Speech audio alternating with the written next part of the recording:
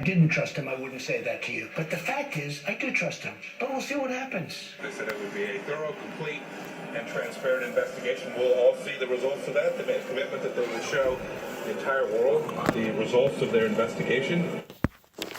President Trump trusts North Korea to throw away its nuclear weapons, and Secretary of State Mike Pompeo trusts Saudi Arabia to investigate itself in the apparent murder of a Washington Post columnist.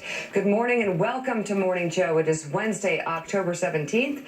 Joe is under the weather today. He'll be back tomorrow. Along with Willie and me, we have MSNBC contributor Mike Barnicle, politics editor for the Daily Beast, Sam Stein, NBC News Capitol Hill correspondent and host of KCDC on MSNBC, Casey Hunt, up early this morning, columnist and associate editor for the Washington Post, David Ignatius is with us, and White House reporter for the Associated Press, Jonathan Lemire. He interviewed the president yesterday, and we'll get to that just ahead. There's so much going on, Willie. There is so much going on, and we hope Joe gets better, but I'm glad there's 1 degree less of Red Sox gloating this morning with Barnicle and Lemire. It's going to be bad as it is. It's all just late nights. I have not gloated. And Sam, too, you're a Red Sox fan, right? Oh, my gosh. Well, we'll talk about that later or never. There are a number of developments to get to this morning. President Trump, as Mika mentioned, looking to extend again the presumption of innocence to the Saudi regime over the suspected murder of Saudi journalist Jamal Khashoggi. A lot of new reporting on that story this morning. Mitch McConnell says, meanwhile, soaring deficits are not a Republican problem, despite them ballooning under President Trump. We'll tell you where the majority leader, whose party controls Congress, is pinning the blame. Plus, Stormy Daniels lost a legal fight against the president, but won a ratings war. As we all know, few things matter more to Donald Trump than that. His latest sexist attack against the porn star. And on the issue of Saudi Arabia, President Trump insists he has no financial interest in the kingdom. Even Fox News had to fact check that one. Mika listing off yachts, apartments, and lobbyists all tied to President Trump and his organization.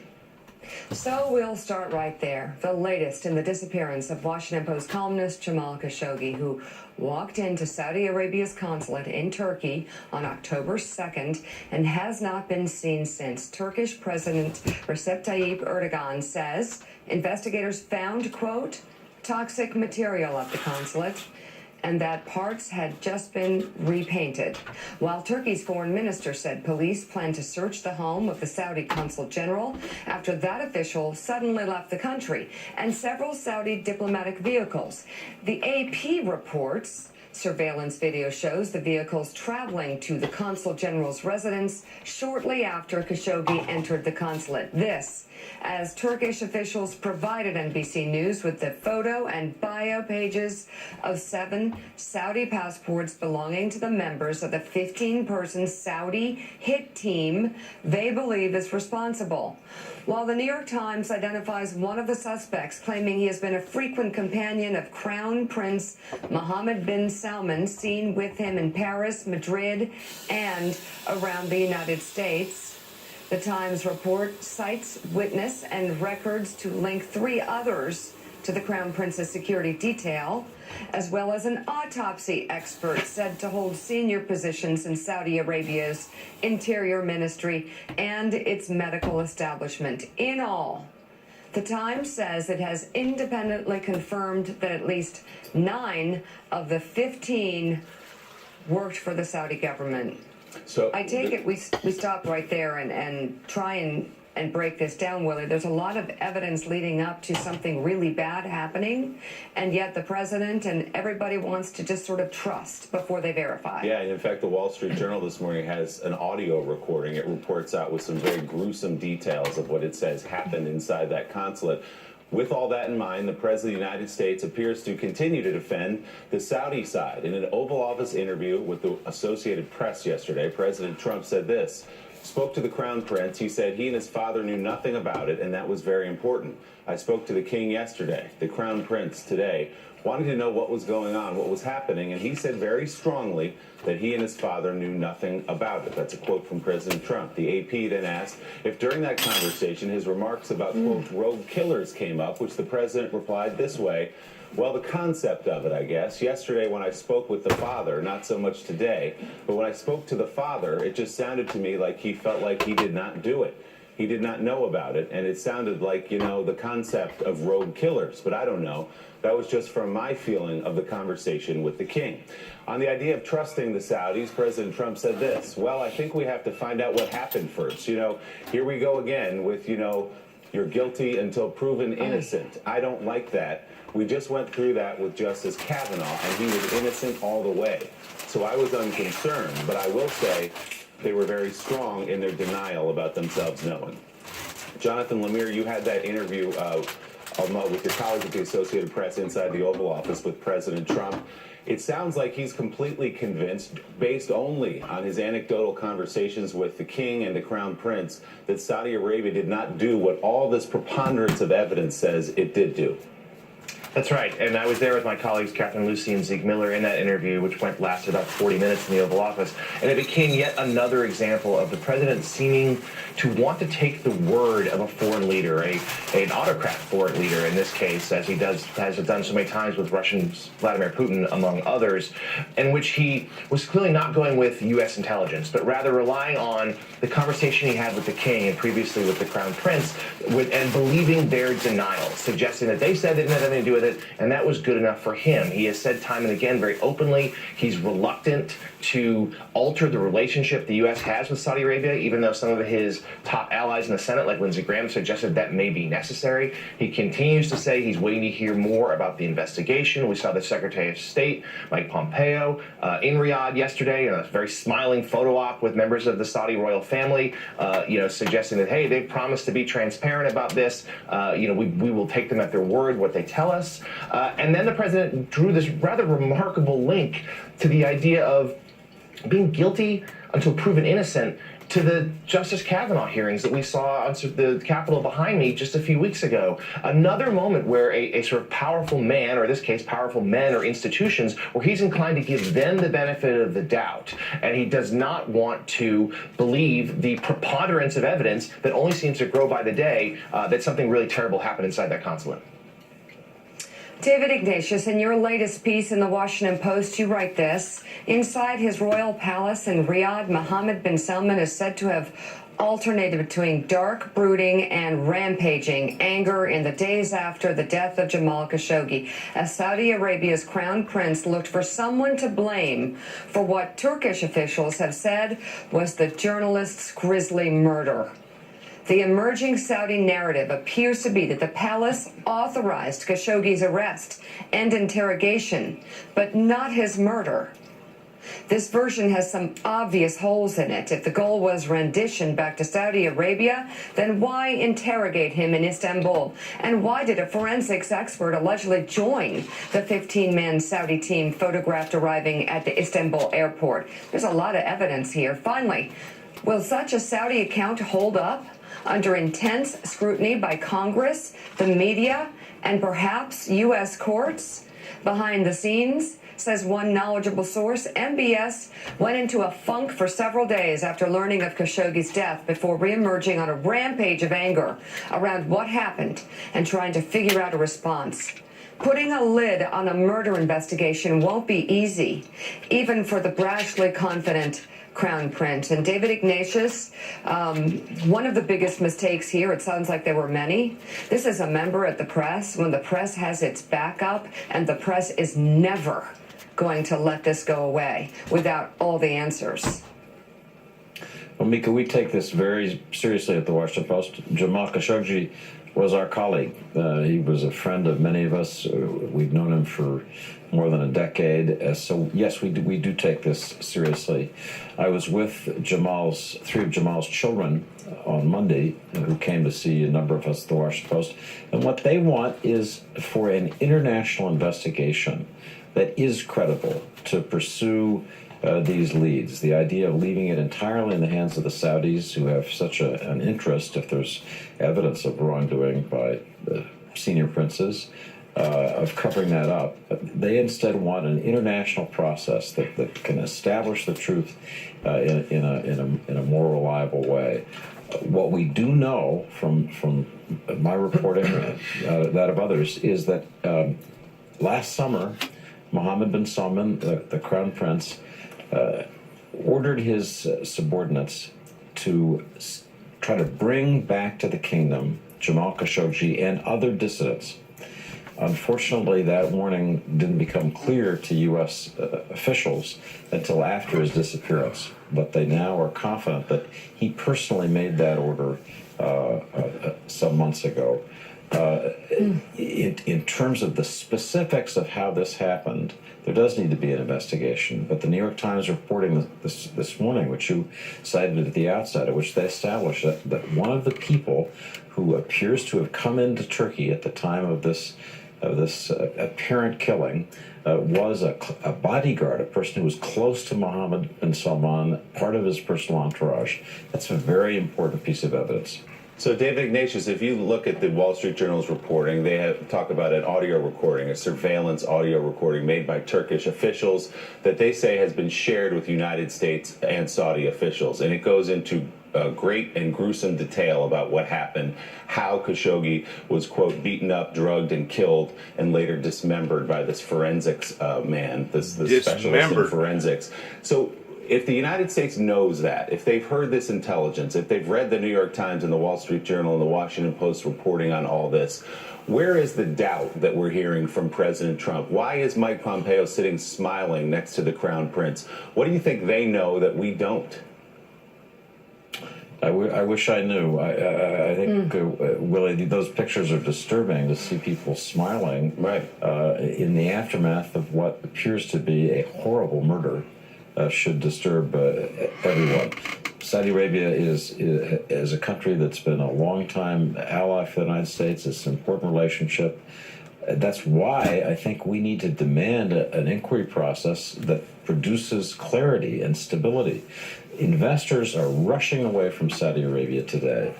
Saudi Arabia's economic future is endangered by the uncertainty about what's going on in this case. And should be, rightfully should be. That would help Saudi Arabia more than establish clearly what happened to Jamal Khashoggi, and then perhaps people will have confidence in that conclusion, in that investigation, and begin to be willing to consider investments, go to conferences, whatever. But that won't happen until people know the truth.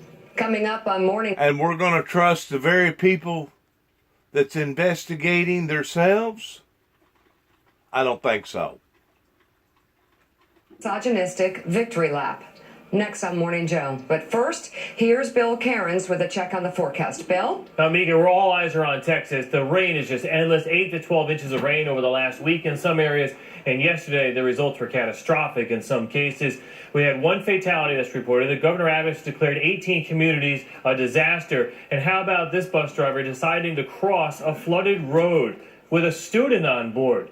Both the driver and the student were rescued safely, and the driver, by the way, is being charged with child endangerment, and rightfully so. As far as the Llano River went, the destruction on that was epic. It went up about 35 feet in 24 hours, and you can see some of the results here. Cars washed away. They had some structural damage done to a bridge, and look at just the raging water at that dam. Just too much rain and too short of a time. So we're still dealing with flood watches in the area. I'm happy to report Dallas was just dropped from it, so that's good. Most of the heavy rain is going to be focused now out here towards El Dorado and San Angelo. That's where a lot of the heavy rain was yesterday, too. And you can see the Dallas area, just some light rain right now. There's some steadier stuff developing in West Texas. So our computers are pinpointing over the next 2 days about this blue to purplish color. This is 1 to 2 inches of rainfall out there in west portions of Texas. And then the opposite of the rainy, cold Texas forecast is the very chilly and raw feel you're going to have in the Northeast. Not today. Tomorrow morning at this time, Buffalo will feel like 26 degrees. Detroit's wind chill will be 23 with a temperature of 30. By far the coldest air mass of the season racing through the Northeast as we go Thursday. Even into Friday, it's still pretty cold out there. At least not quite as windy, but even Philadelphia, wind chill down there into the 30s. And the opposite of the Northeast is Florida. Yesterday, a record high in Tampa, and we're going to continue with this unusually warm October. We're going to be about 92 degrees today, and it's going to continue to be in the 90s even as we go throughout Thursday. So today, 93 is the record in Tampa. Your high is going to be 92. Do you see what's happening with the weather? One extreme to another. one extreme to another. The weather has become just as emotionally unstable as the people that it's under, or the people that it's over. Let me get that right.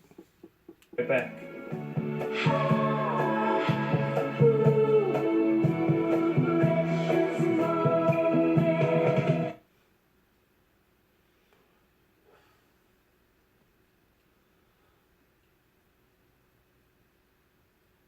Started it all. We have 90 days to get married. She's gonna be the perfect wife. I hope she's not using him for the visa. I just don't care. Was the winner, and she gained a massive amount of weight, and it was a real problem. You could see there was blood coming out of her eyes, blood coming out of her wherever. Donald Trump said the following about you, quote, "Look at that face. Would anyone vote for that? Can you imagine that, the face of our next president?" I think women all over this country heard very clearly what Mr. Trump said. A sampling of Donald Trump's long-standing pattern of using looks as a basis to attack women. Now add Stormy Daniels to that list. A day after a federal judge tossed out Stormy Daniels' defamation suit against the president and ordered her to pay his legal fees associated with the case, Trump tweeted in part, "Great, now I can go after Horseface and her third-rate lawyer in the great state of Texas. She will confirm the letter she signed. She knows nothing about me, a total con." Daniels, who was paid $130,000 in the final days of 2016 to keep quiet about her alleged affair with Trump, hit back on Twitter, citing what she called Trump's shortcomings, referring to him as tiny. During an interview with the Associated Press yesterday, Trump did not back down from calling Daniels horseface. When asked if it was appropriate to insult a woman's appearance, he said, "You can take it any way you want." Jonathan Lemire, we've got this situation with the Saudis and some other things that are fairly pressing as it pertains to the United States of America. And yet this president is calling a porn star on Twitter a horseface. And I guess one would have to ask why he would pay $130,000 to someone he calls that to, why we would have sex with someone he calls horseface while he was married to his wife. That's sort of sad and disturbed. And you just wonder, what could the Russians have on him if he is this base and animalistic and disgusting? Yeah, as you said, this is far from the first time he has negatively attacked a woman by going after her appearance, and he was eager to talk about this yesterday. I mean, that tweet came out of nowhere. He had a pretty empty public schedule yesterday ahead of our interview and others, where he spent most of it watching television, and including he tagged Fox News in that tweet. He saw a segment about Stormy Daniels and was eager to weigh in. And in our interview with him, we pressed him on that. It's like, sir, do you feel like it's appropriate as a president of the United States, even if this woman has come after you, you're involved with litigation with her, she has criticized you, but you're the president. Should you be talking about her this way? And he didn't back down at all. As you said, his quote to us was, "You can take it any way you want," and then very defiantly sort of called her a liar, suggested things that she and her attorney, Michael Avenatti, have said about him were not true, and that he was not going to apologize. He was not going to back down. In fact, suggested that more attacks could continue. Meanwhile, just a day after Vanity Fair reported that Michael Cohen has spent at least 50 hours meeting with investigators, President Trump lashed out at his former fixer. During that interview with the Associated Press yesterday, the president argued Cohen was lying under oath when he testified in federal court earlier this year that Trump had directed him to commit a crime. The president telling the AP, quote, "Michael Cohen was a PR person who did small legal work, very small legal work. And what he did was very sad when you look." The president went on to say, "Cohen represented me very little. It's a very low level. And what he was is also a public relations person. And now if he wants to try and get a little bit lighter sentence for what he did, totally uninvolved."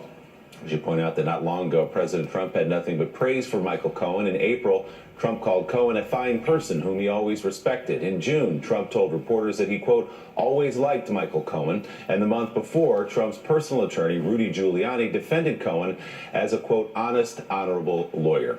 So, Casey, when you put these together, you put Stormy together with Michael Cohen, I put this in the category that we've sort of created here on Morning Joe, where we can't be surprised, but we can continue to be disgusted by the things we hear, particularly about Stormy Daniels. But with Michael Cohen, it's absurd the way he's running away from him, given how close they've been through the years. I totally take your point, Willie. I do hope I never stop being surprised, because we shouldn't forget that these things should be surprising from the president of the United States. I do think it's noteworthy. We had gone several weeks without the president focused in on kind of this piece of the universe that we're living in. The kind of Russia probe had, for the first time in a long time, been on the back burner in the face of, our conversations about Kavanaugh and some other issues. I think it's pretty clear here that the president recognizes, what does he do when something is a threat to him? He tries to minimize it in public. Did this and beautiful? Well, now you can. People in it, and there were more than 20 in there. He was the only Christian. They were all Muslims. They were trying to convert him. He never converted, and he said he cried out to the Lord constantly. Listen to this interview. One of the most important things that someone told me is just breathe. You don't have expectations that I have to preach to everyone or just hang on to God. And it's one of the things I did consistently. I kept talking to God, whether he talked to me or not. I said, okay, is God worthy? Number one, is he worth it? Is he worthy? Undoubtedly. That's an easy one. Is it worth it? I had to struggle through that a little bit more. So that's something that. It's amazing how their story has been told all over the world now. Sometimes when you're in that situation, never been in his situation, but when you feel like everything's closing in on you and you don't have hope and you want to give up and you feel forsaken, he's saying, don't. Press on, run your race. God has got you. He will not forsake you, and he will allow you to get to the mountain eventually. Well, it's been special thanks to God and the president, and the vice president, and Jay Sekulow for being indefatigable. He said on the plane ride back from Turkey here to the United States, his kids are here safely, that he wrote down all the things he wanted to tell the president because he knew he'd be nervous when he walked into the White House in the Oval Office. And to see that video, I said to him, it's amazing because we've all been praying for you, the humility that you showed, getting down on your knees and praying for our president when we feel like, we should be praying for you. But he wanted to pray for the leader of this country and thank him and bless him for what he had done for his life. Right. It's two things that are unorthodox happening in the White House. I don't see that, and I never expected Kanye West to hug him 2 days prior. Yeah. So it was a different week. Yeah. Every a lot of week seems different. The faith-based community loved this week because they brought him home, and then Kavanaugh was confirmed. And then I have great faith that when we talk to Janice Dean, she'll be there. Hey, Janice. Hello, look at all these great people that came to see us today. Let's quickly look at the maps real quick, and I have a treat for you. Here we are. We have cold air that's moving across the Northeast. We have freeze advisories posted for the Midwest, the Great Lakes, and the Northeast. And for our folks in Texas, we have more rain in the forecast, unfortunately, so know what to do if there's a watch or warning. Speaking of Texas, we have the singing men of Texas, and they're going to sing us a few bars. Are you ready, singing men? Take it away. Praise God from whom all blessings flow. Praise him, all creatures here below. Praise him above, ye heavenly hosts. Praise Father, Son, and Holy Ghost. Oh my gosh, is that amazing? Oh, they're still going. Back to you, Stevens and Briley. Special, the doxology is beautiful. Thank you so much, Janice. Beautiful. It's great. Very talented. This is a very audience. Christian-oriented show today. Unless you have a skill or a wonderful singing voice, please don't come. No, you can come. Okay, good. Straight ahead. We are less than 3 weeks away from the midterms, 20 days. Our next guest says Democrats are out of control, and a midterm defeat is just what they need. Really? And are you sick of hearing this on late night TV if you still watch late night TV? His rallies are like Pirates of the Caribbean movies. They're wild and new at first, then you realize they're all exactly the same. You have to either be stupid or delusional to believe the Saudis' denials. Our president is both. Conservative comedians have had enough with this kind of talk and are taking a right kind of comedy on the road. One of the comedians joins us live coming up. We're watching Fox and Friends from the Fast Lane. Michael Loftus.